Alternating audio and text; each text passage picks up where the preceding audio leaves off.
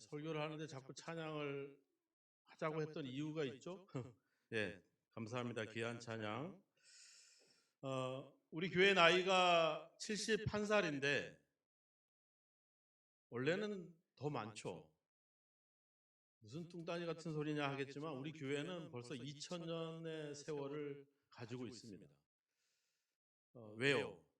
우리가 신갈 그리스도교에 갑자기 뚝 떨어진 게 아니라 이미 복음이 초대교회부터 계속 왔기 때문에 우리 교회 역사는 2000년인 줄로 믿습니다. 교회가 처음 시작할 때는 놀랍게 시작이 되죠. 성령의 충만함을 받고 새 방언을 말하고 그걸 지켜보는 사람들이 베드로의 설교를 듣고 우리가 어찌해야 됩니까? 하루아침에 3000명이 회심을 하면서 교회는 시작을 합니다. 놀라운 역사죠. 그리고 교회는 다시 걷지 못했던 사람을 치유해주는 사건으로 말미암아 5000명의 사람이 또 모여서 또 교회를 이루게 되죠. 초대교회의 역사는 이렇게 놀라운 역사로 시작이 됩니다. 그렇지만 그 이면에는 또 다른 역사가 있었죠. 바로 교회를 향한 핍박이었습니다.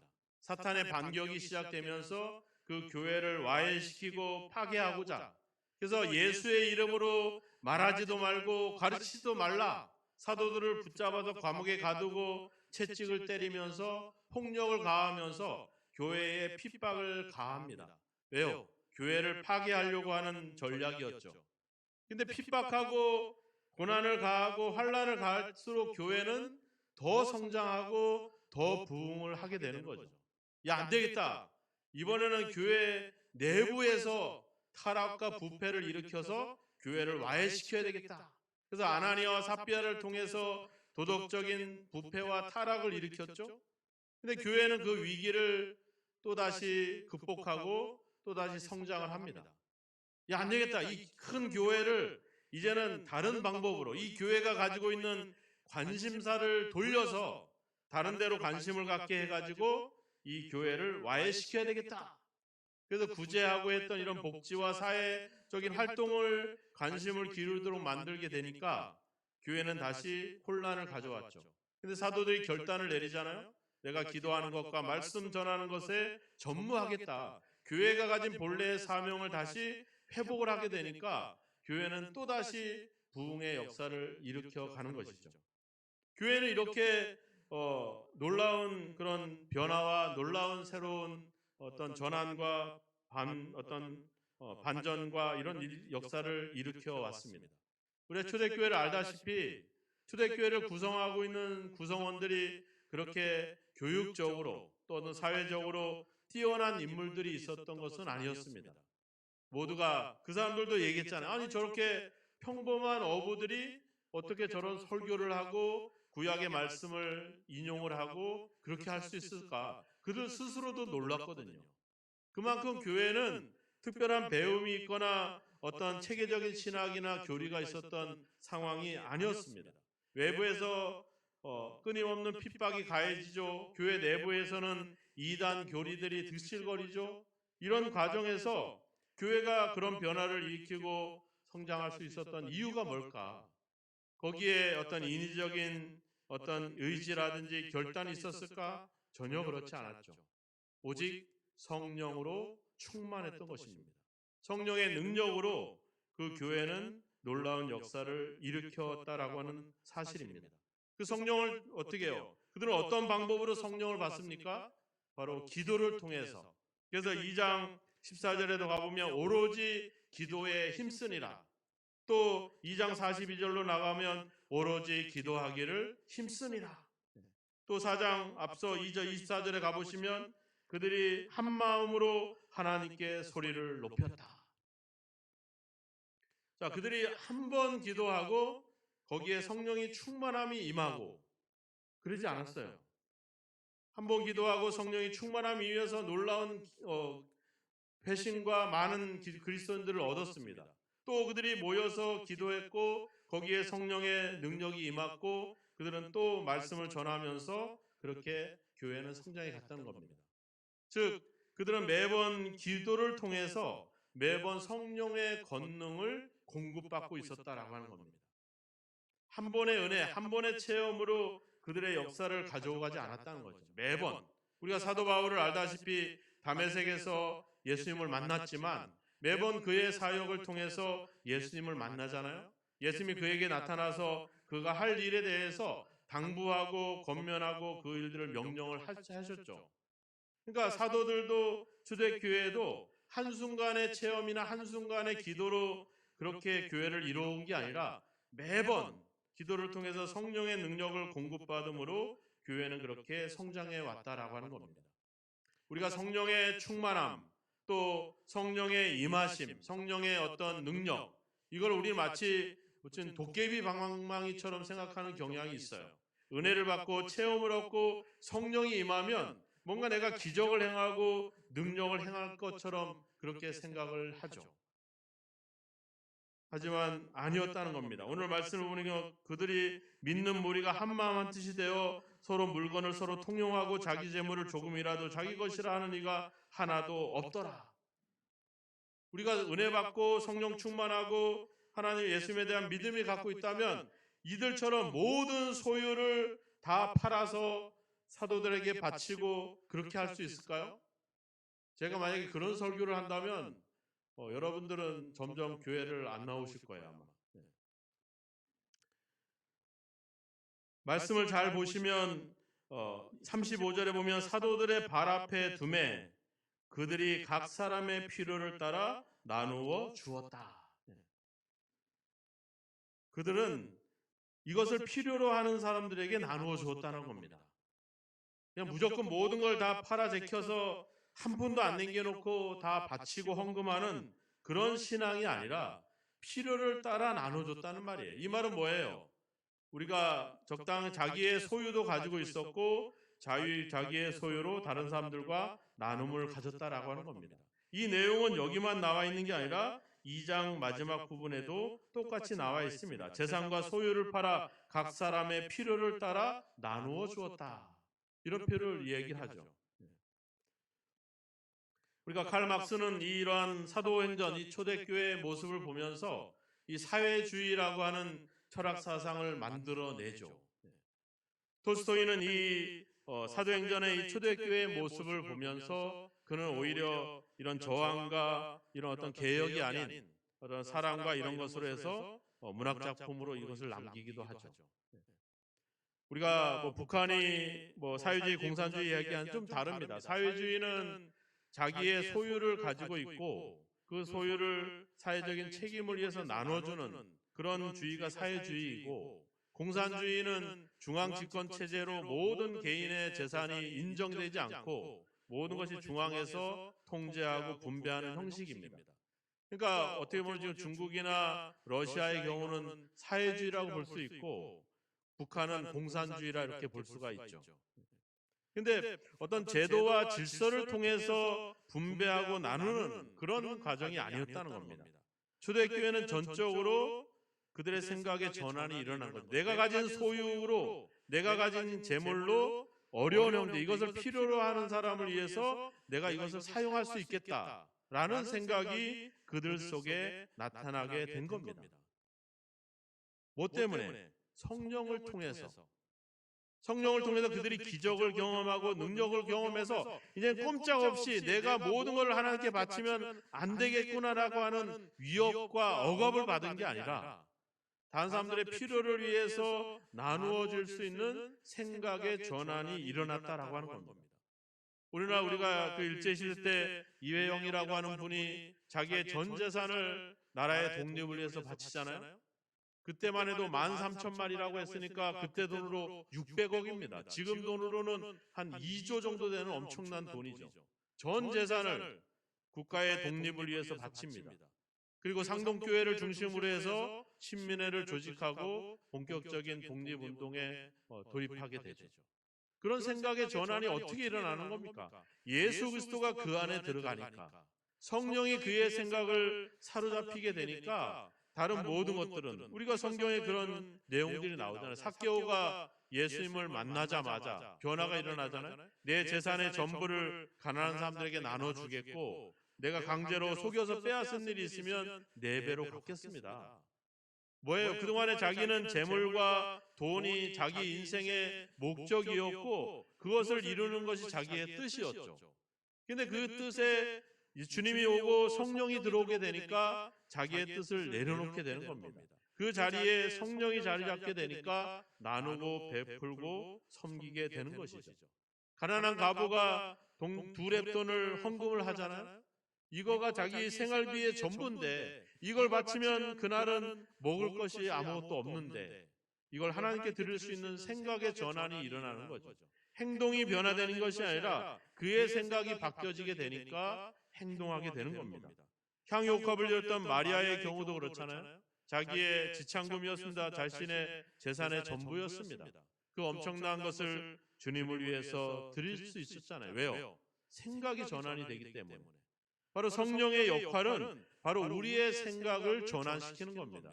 우리의 생각을 변화시키는 거죠. 그런데 그 성령의 변화와 성령의 역사는 뭐를 통해 이루어지는 거예요? 기도를 통해 이루어진다는 겁니다. 우리가 보통 기도라고 하는 것은 내가 뭔가 부족하기 때문에 하나님께서 채워주시기를 바라는 마음으로 구하는 걸 우리가 보통 기도라고 생각을 하죠. 내가 없는 것, 내가 가지지 못한 것, 근데 나에게 필요한 것, 이것을 하나님께 달라고 했던 것, 이것이 우리가 보통 기도라 이렇게 생각이 드는데 우리가 예수님의 경우도 계속 기도를 하시잖아요. 근데 주님의 기도의 장면들을 보면 오병이어의 기적 이후에 사람들이 자기를 임금으로 세우려고 할 때 또 산에 올라가서 기도를 하십니다. 병자를 고치고 이런 자들 고치면서 제자들이 막 흥분돼 있을 때 예수님은 홀로 산에 올라가서 기도를 합니다. 우리가 뭐 알다시피 예수님께 모든 능력과 모든 기적과 모든 전지전능이 있음에도 불구하고 왜 예수님은 날마다 기도를 통해 기도를 하셨을까? 뭐가 필요해서, 뭐가 더 채워줘야 돼서 기도했을까? 아니라고 하는 거죠. 주님의 뜻은 뭐였어요? 내가 온 것은 내 뜻을 행하려 함이 아니라 나를 보내신 이의 뜻을 행하려 함이다. 기도는 바로 그 보내신 자의 뜻에 내가 순종하기 위해서 하는 겁니다. 기도라고 하는 것은 이제 내 뜻을, 내 생각을 내려놓고 이제 주님의 생각, 주님의 뜻을 따라 살겠습니다라고 생각하는. 그래서 예수님의 기도의 가장 큰 절정에 이를 때가 언제예요? 겟세마네잖아요.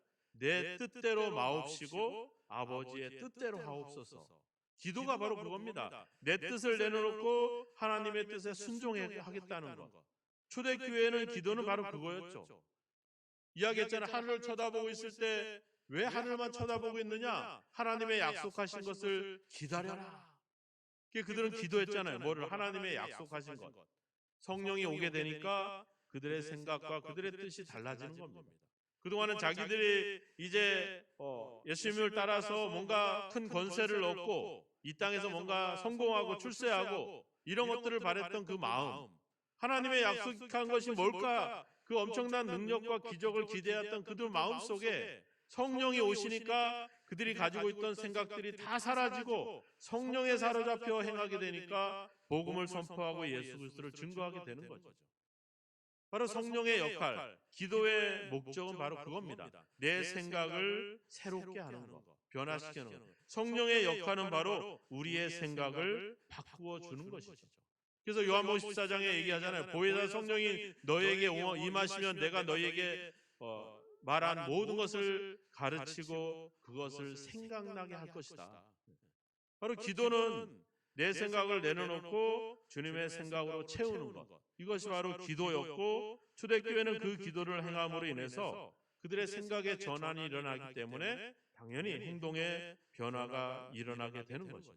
그러니까 자기의 필요를 따라 나누고 베푸는 이런 일들을 행하게 되는 것입니다.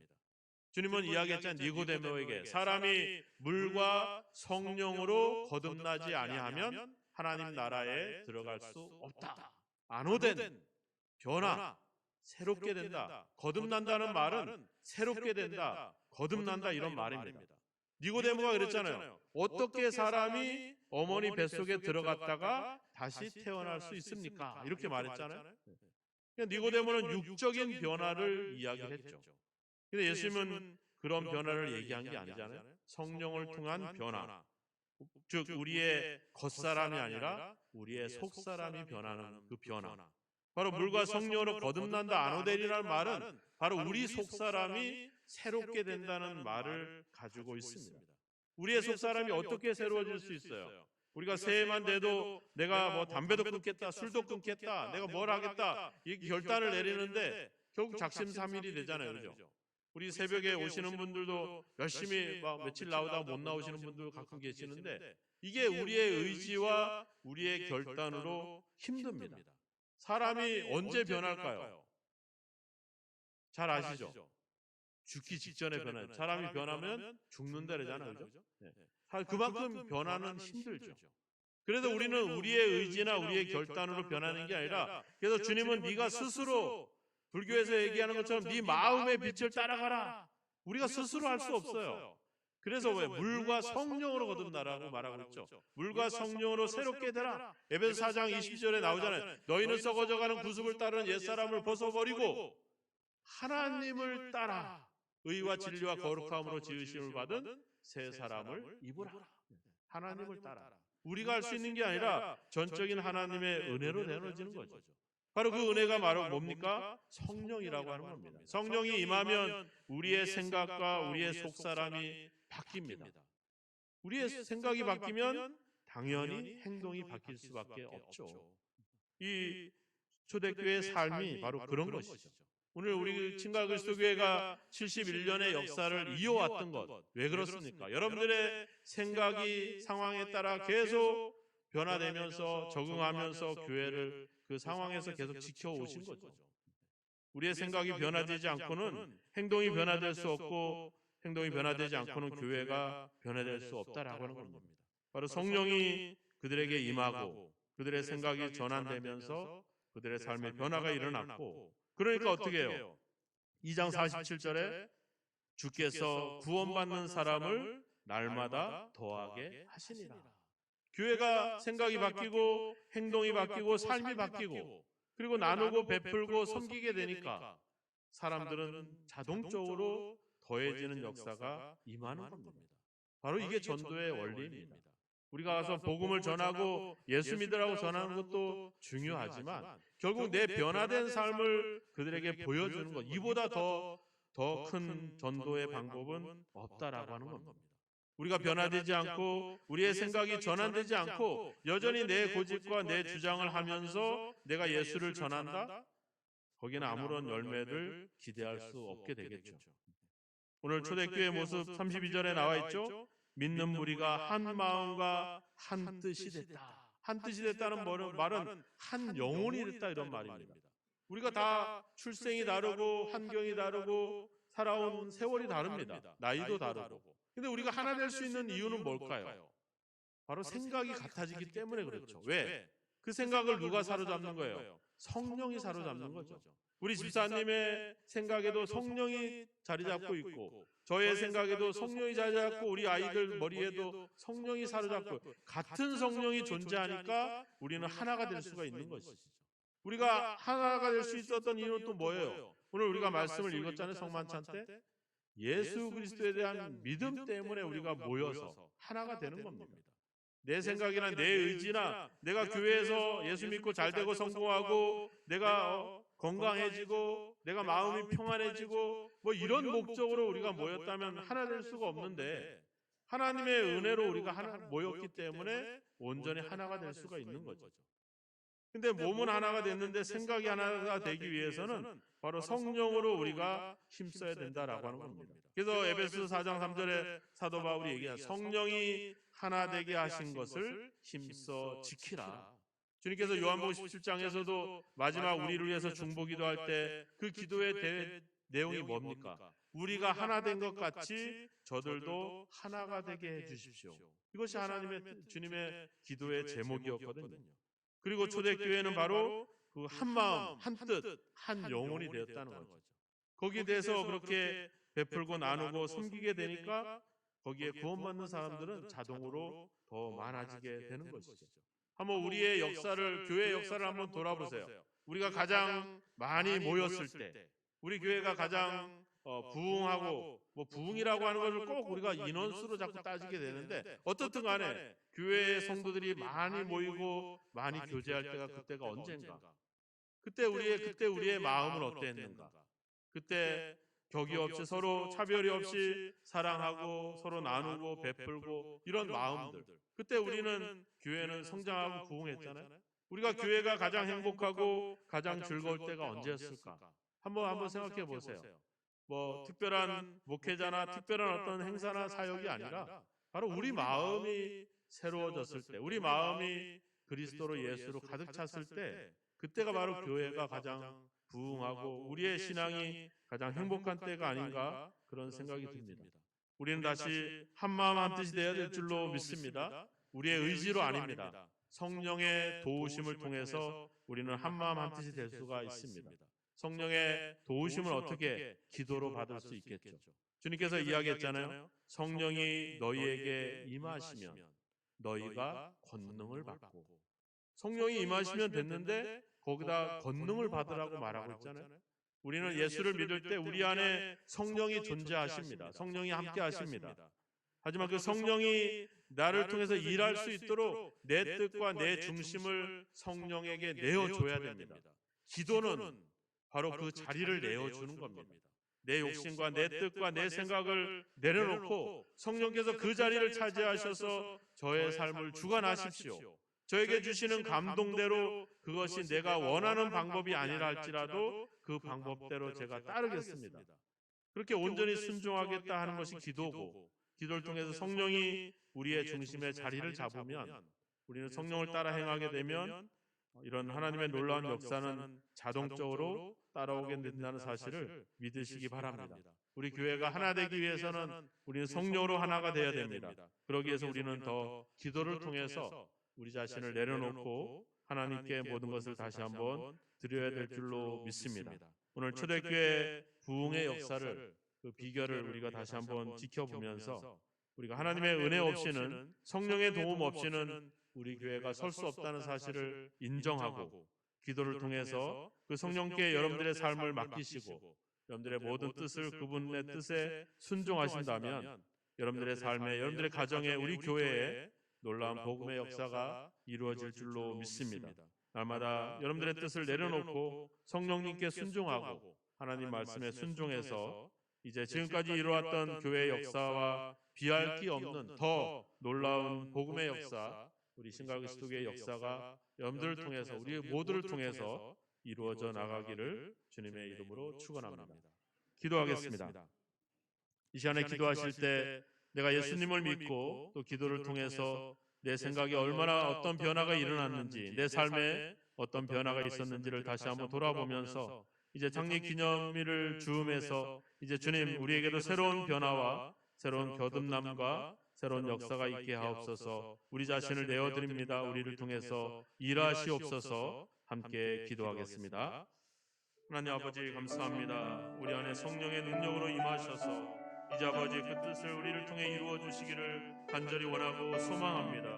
지금까지도 기도를 통해서 하나님께 그 자리를 내어주고 순종함으로 교회를 지켜오고 이루었던 우리 성도들의 기도를 다시 한번 격려해 주시고 다시 한번 아버지 주여 도와주시고 다시 한번 더 능력으로 붙잡아 주셔서 이제 아버지와 성령이 임하여 아버지 성령의 능력으로, 성령의 힘으로 다시 한번 아버지 주여 교회의 역사를 새롭게 써내려갈 수 있는 저희 모두가 될 수 있도록 주여 인도하시기를 간절히 원하고 소망합니다. 우리 자신이 먼저 변화되기를 원합니다. 우리 자신이 먼저 성령으로 사로잡히기를 원합니다. 우리가 아버지 우리의 뜻을 내놓고 하나님의 뜻대로 순종할 수 있는 아버지 주여 그런 변화가 우리 가운데 일어나기를 원합니다. 주여 이런 변화를 통해서 새로운 아버지 주여 역사가, 새로운 아버지 주여 봄의 영향들을 미칠 수 있도록 주여 우리를 통해 일하시고 우리를 사용하시기를 주여 간절히 원하고 소망합니다. 이제 아버지 한마음 한뜻이 되어서 성령으로 하나 되어서 하나님 아버지 이제 이 시대의 아버지 지역에 또 아버지 복음의 아버지 주여 아버지 연초기지로 삼으시고 아버지 복음의 방주로 삼으셔서 신갈그리스도 교회에서 아버지 떠난 복음의 역사를, 구원의 역사를 이루어내시고 만들어내시고 써내려 주시옵소서.